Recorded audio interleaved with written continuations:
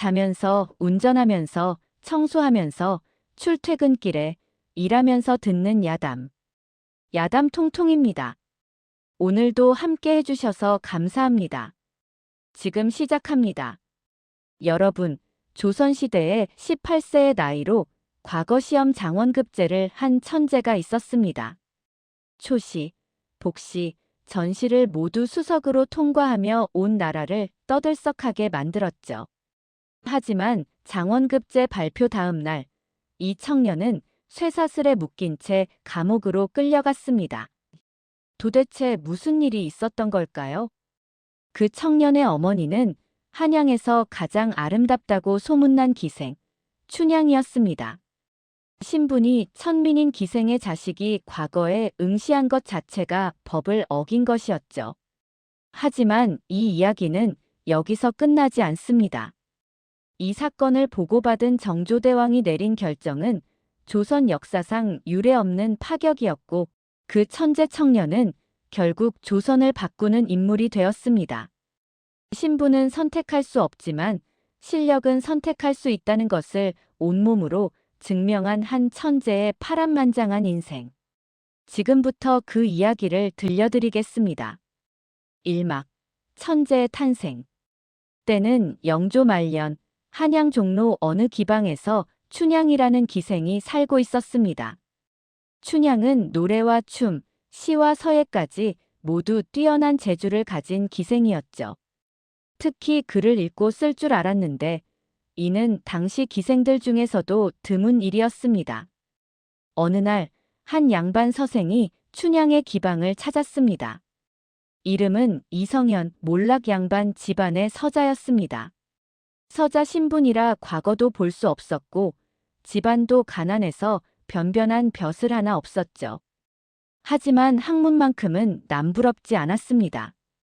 춘향, 그대는 기생이지만 참으로 학식이 깊소. 내가 지금까지 만난 양반 교수들보다 나을 정도요. 서생님, 저는 그저 글자를 읽을 줄 아는 천한 몸일 뿐입니다. 둘 사이에 사랑이 싹 텄습니다. 하지만 서생의 집안에서는 결혼을 절대 허락하지 않았죠. 몰락했어도 양반인데 기생과 혼인을 한다니 말이 됩니까? 결국 이성현은 집안의 압박을 견디지 못하고 춘향을 떠났습니다.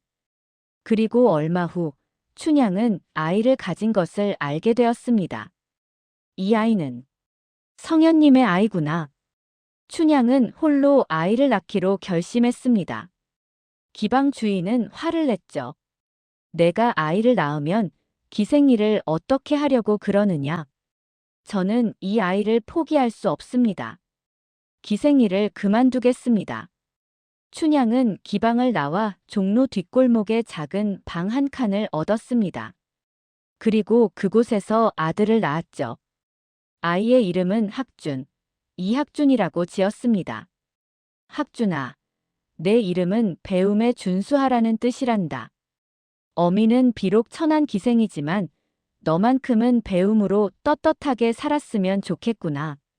춘향은 아이를 키우기 위해 낮에는 바느질 품삯을 받고 밤에는 글씨를 대신 써주는 일을 했습니다. 먹고 살기 빠듯했지만 아들 학준에게만큼은 글을 가르쳤습니다. 그런데 이 아이 뭔가 보통이 아니었습니다.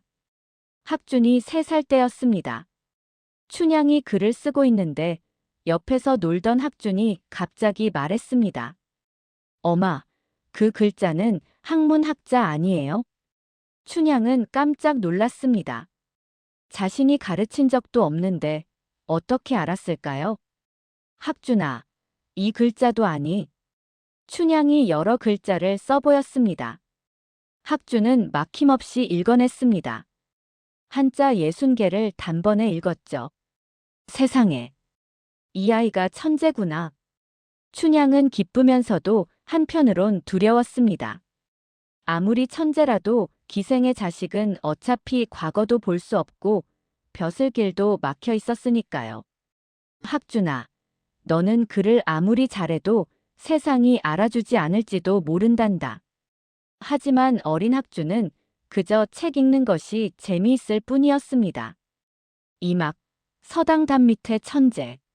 학준이 5살이 되던 해 춘향은 생계를 위해 낮 시간에 부잣집 바느질 일을 나가야 했습니다.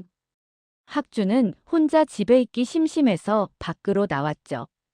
집에서 조금 떨어진 곳에 양반 자제들이 다니는 서당이 있었습니다. 학준은 호기심에 서당 담벼락 밑에 앉아 있었습니다. 그런데 담 너머에서 훈장의 목소리가 들렸습니다. 하늘천, 따지, 거물현, 누를황. 천자문을 가르치는 소리였습니다. 학준은 귀를 쫑긋 세우고 들었죠. 한 번 듣는 것만으로도 머릿속에 쏙쏙 들어왔습니다. 그날부터 학준은 매일 서당 담 밑으로 갔습니다. 어머니가 일 나간 사이 새벽부터 저녁까지 담 밑에 앉아서 훈장의 강의를 몰래 들었죠. 일주일 후 학준은 천자문 천자를 모두 외웠습니다. 한 달 후에는 사자소학을 통째로 암기했습니다. 양반 자제들은 몇 달씩 걸려서 배우는 것을 학준은 한 번 듣는 것만으로 익혔습니다. 서당의 훈장 김도사는 60대 노학자였습니다. 평생을 학문에 바쳤지만 과거에는 낙방만 거듭했죠. 그래서 이렇게 서당 훈장으로 살아가고 있었습니다. 어느 날 김도사가 양반 자제들에게 논어를 가르치고 있었습니다. 마이너스 배우고 때때로 익히면 또한 기쁘지 아니한가. 그런데 담 밑에서 조그만 목소리가 들렸습니다.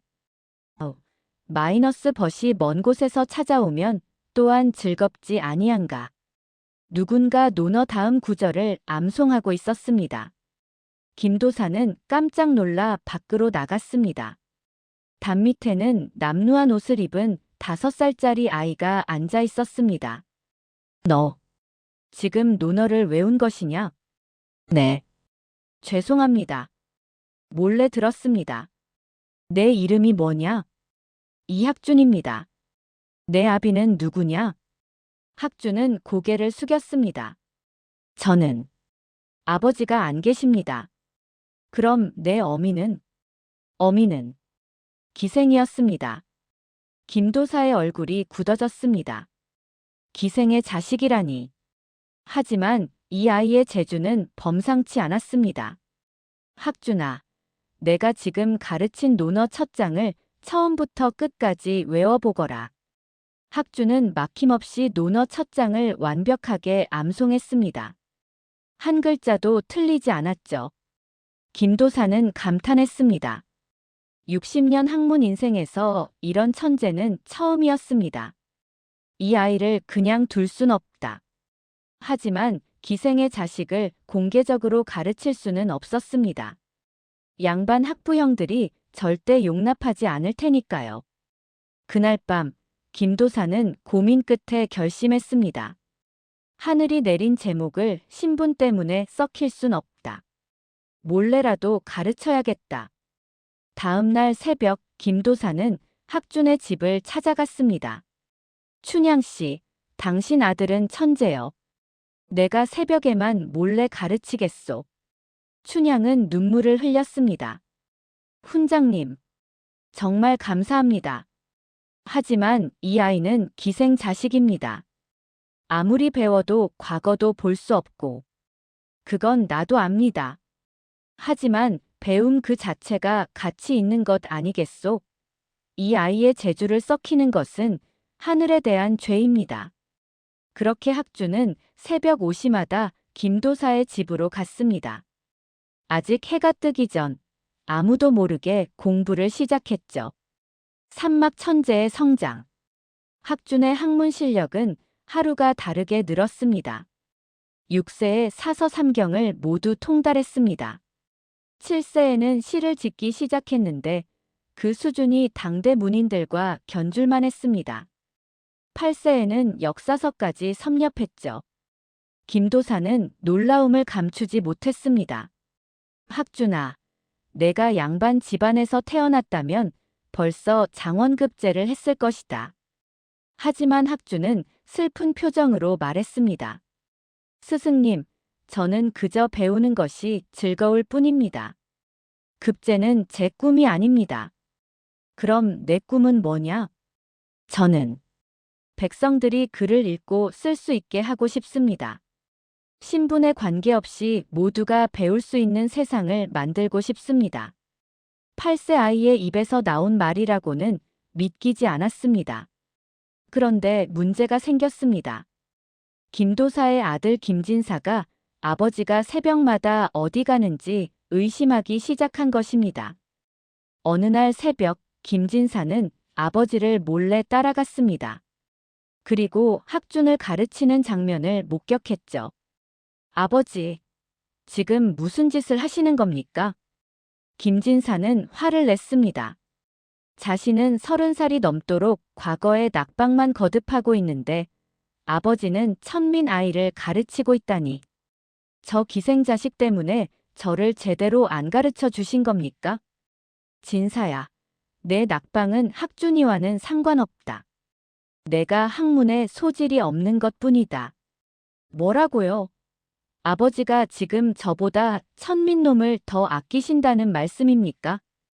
김진사는 서당으로 돌아가 양반 학부형들에게 이 사실을 알렸습니다. 훈장이 기생자식을 몰래 가르치고 있습니다. 양반 학부형들은 발칵 뒤집혔습니다. 뭐, 천민놈을 가르쳐? 우리 자제들과 같은 학문을 가르쳤단 말이냐? 당장 그 아이를 끌어내야 합니다. 김도사는 학부형들 앞에서 무릎을 꿇었습니다. 학준이는 천재입니다. 신분이 비록 천하지만 학문의 재주만큼은 하늘이 내린 것입니다. 그게 무슨 상관이냐? 천민은 천민이다. 당장 그 아이를 쫓아내시오. 사막, 공개 대결. 하지만 양반 학부형 중 한 명이 제안했습니다. 쫓아내기 전에 한번 실력을 보자고. 우리 자제들과 시집기 대결을 시켜보세. 만약 진다면 스스로 물러날 것이고 이긴다 해도 어차피 천민이니 쫓아낼 것 아닌가. 다른 학부형들도 동의했습니다. 어차피 천민아이가 양반 자제들을 이길 리 없다고 생각했죠. 좋소. 우리 자제 20명과 그 천민아이 시집기 대결을 하시오. 주제는 딸 아래 외로운 학으로 하겠소. 학주는 서당 마당에 섰습니다. 앞에는 8세부터 15세까지의 양반 자제 20명이 있었습니다. 모두 학준을 비웃는 눈으로 봤죠. 저게 기생자식이라며 감히 우리와 겨루겠다고 김도사가 말했습니다. 한 시진이 시간 안에 시를 지어라. 가장 뛰어난 시를 지은 사람이 이긴다. 양반 자제들은 붓을 들었습니다. 하지만 쉽지 않았습니다. 딸 아래 외로운 학이라는 주제로 명시를 짓기란 어려웠죠. 1시간이 지났습니다. 학주는 이미 붓을 놓았습니다. 양반 자제들은 아직도 고민하고 있었죠. 2시간이 지나자 김도사가 시를 거뒀습니다. 먼저 양반 자제들의 시를 읽었습니다. 달빛 아래 학이 외롭게 서 있네. 학은 홀로 날개를 접고. 평범했습니다. 특별한 감흥이 없었죠. 마지막으로 학준의 시를 읽었습니다. 딸 아래 외로운 학이 서 있으니 천지의 넓음을 알지 못하네. 날개 꺾였으니 어디로 돌아갈꼬. 오직 눈물만이 옷깃을 적시누나. 서당이 조용해졌습니다. 김도사는 눈물을 흘렸습니다. 이것은 단순한 시가 아니오. 이것은 학준 자신의 삶이요. 재주는 있으나 신분 때문에 날개를 펼칠 수 없는 자신을 외로운 학에 비유한 것이요. 양반 학부형들도 할 말을 잃었습니다. 이것은 명백히 학준의 승리였습니다. 하지만 한 학부형이 벌떡 일어났습니다. 그래서 뭐? 시를 잘 지으면 뭐하나? 기생자식은 기생자식이다. 맞소. 우리 자제들이 비록 시는 못 지었지만 신부는 양반이요. 당장 이 천민놈을 쫓아내시오. 김도사가 말렸지만 소용없었습니다.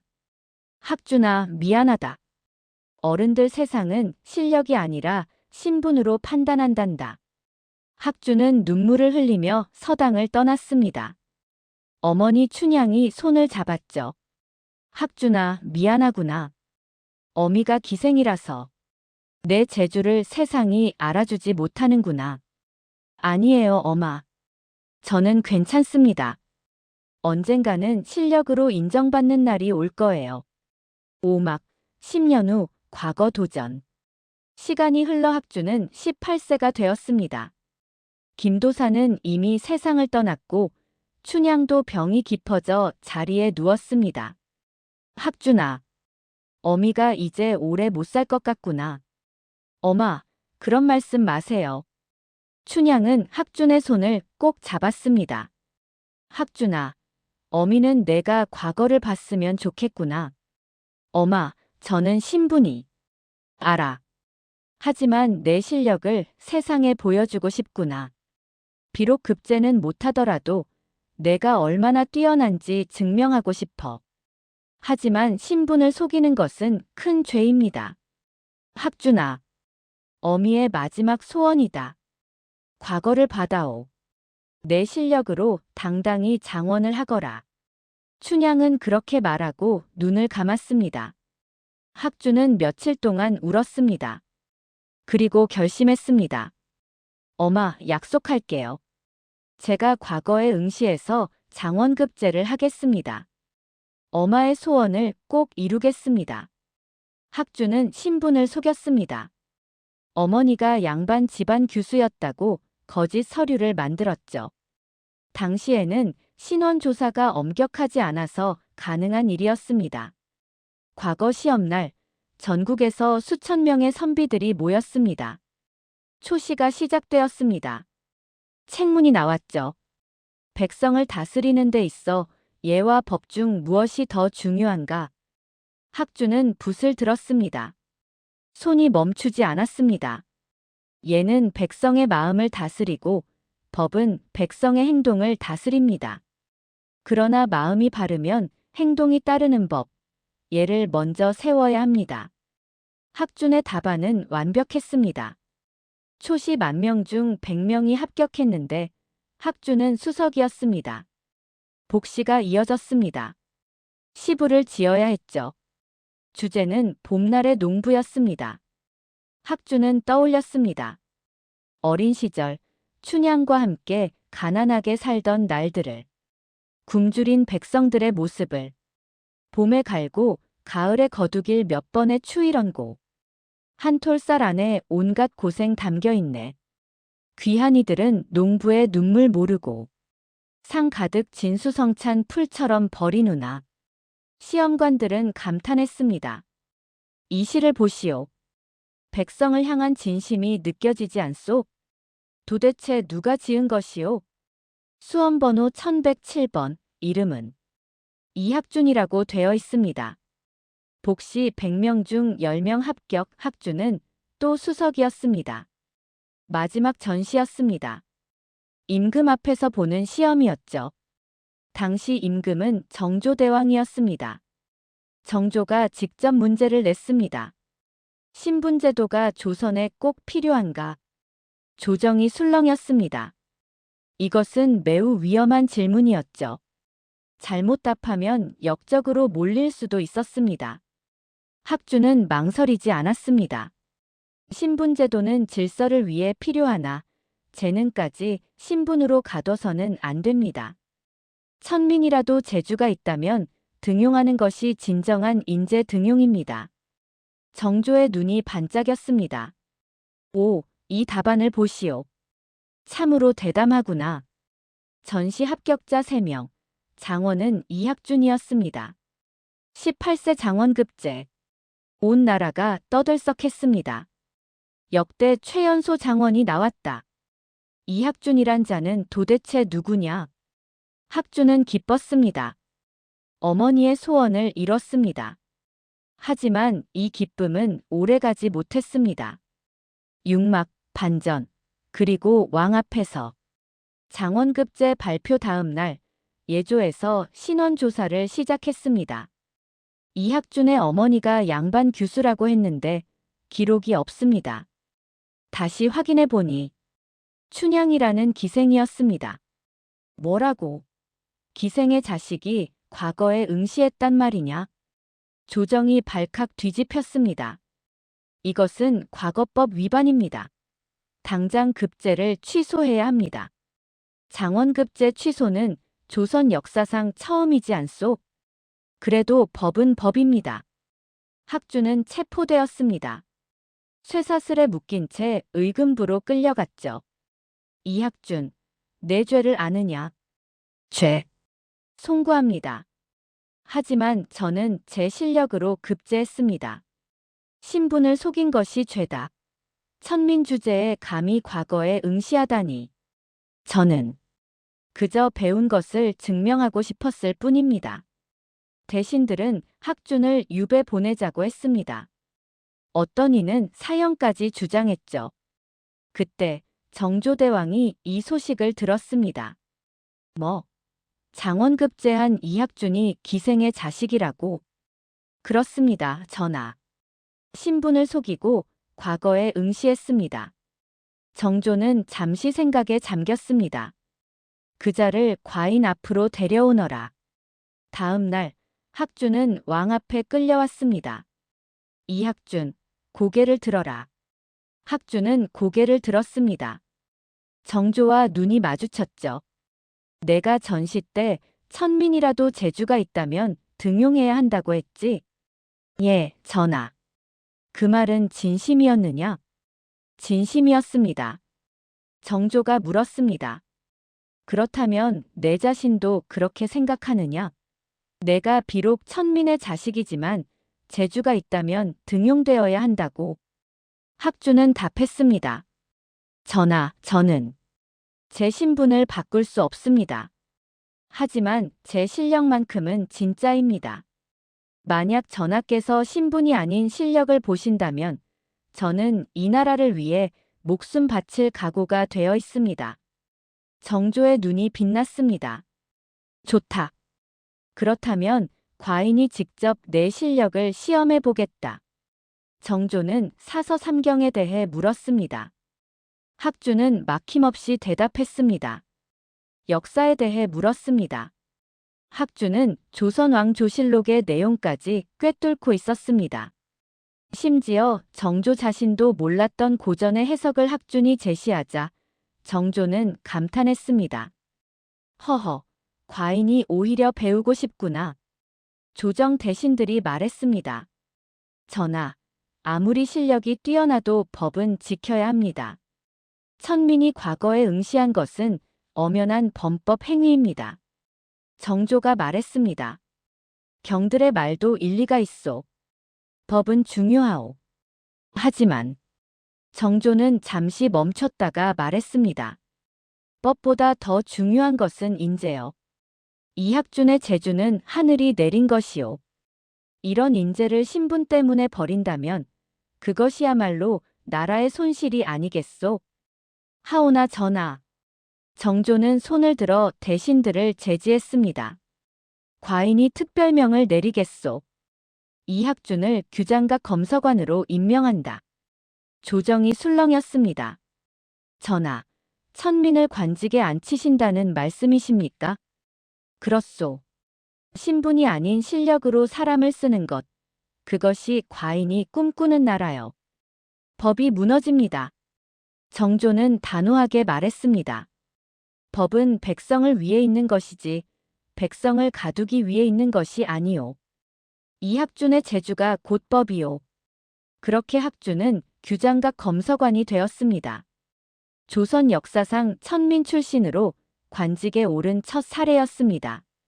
7막 30년 후 진정한 승리. 학준은 규장각에서 30년을 일했습니다. 처음에는 양반 관료들이 무시했습니다. 저것이 기생자식이라며 신분도 모르고 감히. 하지만 학준의 실력은 부정할 수 없었습니다. 정조가 추진하는 개혁 정책의 많은 부분이 학준의 건의에서 나왔습니다. 백성들에게 한글을 가르쳐야 합니다. 한자만 고집하면 평민들은 영원히 무식할 수밖에 없습니다. 과거 시험에서 신분 제한을 완화해야 합니다. 실력 있는 자라면 누구나 기회를 가져야 합니다. 농민들의 세금을 줄여야 합니다. 지금의 수탈은 도를 넘었습니다. 학준의 건의 중 일부는 받아들여졌고 일부는 거부되었습니다. 하지만 학준은 포기하지 않았습니다. 세월이 흘러 학준도 늙었고 정조도 나이가 들었습니다. 어느 날 정조가 학준을 불렀습니다. 학준, 경이 규장각에 온 지 벌써 30년이 되었구나. 그렇습니다, 전하. 과인이 경에게 물어보고 싶은 것이 있소. 말씀하십시오. 경은 후회하지 않소? 신분을 속이고 과거에 응시한 것을. 만약 그때 들통나지 않았다면 장원급제로 높은 벼슬에 올랐을 텐데 지금은 고작 검서관 아니오. 학준은 웃었습니다. 전하, 저는 후회하지 않습니다. 왜요? 저는 급제가 목적이 아니었습니다. 제 실력을 증명하는 것이 목적이었습니다. 그리고 신분에 관계없이 실력으로 인정받는 세상을 꿈꿨습니다. 경이 그 꿈을 이뤘다고 생각하시오. 학준은 고개를 저었습니다. 아직은 아닙니다. 하지만 전하께서 저를 등용하신 그 순간 조선이 조금은 바뀌었다고 믿습니다. 언젠가는 기생의 자식도 노비의 자식도 실력만 있다면 당당히 인정받는 날이 올 것입니다. 정조는 학준의 손을 잡았습니다. 학준, 과인이 말하겠소. 경이 없었다면 과인의 개혁도 없었을 것이오. 경은 과인의 스승이었소. 전하, 신분이 아닌 실력으로 사람을 평가하는 것. 경이 과인에게 가르쳐 준 것이오. 정조는 눈물을 흘렸습니다. 과인은 경을 장원급제한 사람이 아니라 조선을 바꾼 사람으로 기억하겠소. 학준도 눈물을 흘렸습니다. 그날 밤 학준은 어머니 춘향의 묘소를 찾아갔습니다. 엄마, 저 약속 지켰어요. 장원급제도 했고 제 실력도 증명했어요. 바람이 불었습니다. 엄마가 원하셨던 게 이거였죠? 제가 신분에 굴하지 않고 당당하게 사는 것. 학준은 어머니 묘 앞에 절을 했습니다. 엄마, 감사합니다. 저를 낳아주시고 배움의 가치를 가르쳐 주셔서. 에필로그. 학준은 70세까지 살았습니다. 죽기 전 제자들에게 마지막 말을 남겼습니다. 신분은 우리가 선택할 수 없지만 실력은 선택할 수 있습니다. 배움은 그 누구도 빼앗아갈 수 없는 힘입니다. 스승님, 스승님은 기생의 자식이라는 신분을 극복하셨습니다. 어떻게 그럴 수 있었습니까? 학준은 웃었습니다. 극복이 아니라 증명이었습니다. 나는 신분을 바꾼 것이 아니라 신분이 전부가 아니라는 것을 증명했을 뿐입니다. 우리도 스승님처럼 될 수 있을까요? 너희는 나보다 더 나은 세상에 살고 있지 않느냐? 정조대왕께서 만드신 이 나라는 조금씩 바뀌고 있다. 신분보다 실력을 중시하는 세상이 오고 있단다. 학준의 제자 중에는 양반도 있었고 평민도 있었고 심지어 노비 출신도 있었습니다. 학준은 신분을 묻지 않고 가르쳤습니다. 배움 앞에서는 모두가 평등하다. 그것이 내가 평생 지킨 신념이다. 학준이 죽은 후 그의 제자들은 스승의 뜻을 이었습니다. 조선은 천천히, 아주 천천히 바뀌어 갔습니다. 200년 후 조선이 무너지고 새로운 나라가 섰을 때 사람들은 말했습니다. 신분제가 사라진 것은 결국 학준 같은 사람들 덕분이었다. 여러분, 이 학준의 이야기를 들으셨습니다.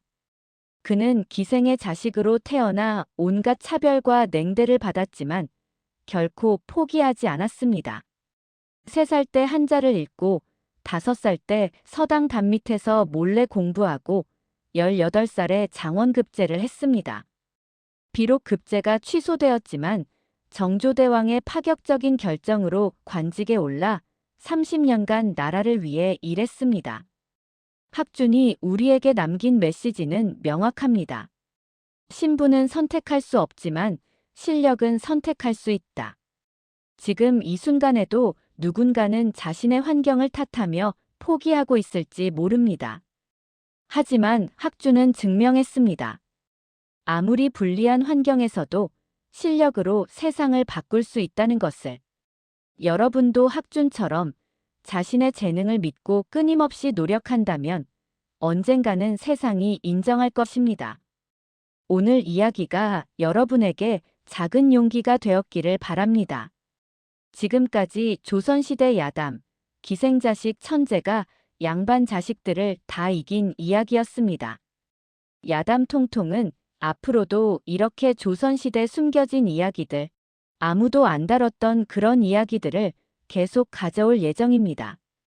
다음 이야기도 벌써 준비 중인데요. 정말 충격적이고 감동적인 이야기니까 기대하셔도 좋을 것 같아요. 이야기가 올라오는 즉시 알림을 받고 싶으시다면 구독과 좋아요, 그리고 알림 설정까지 꾹 눌러주세요.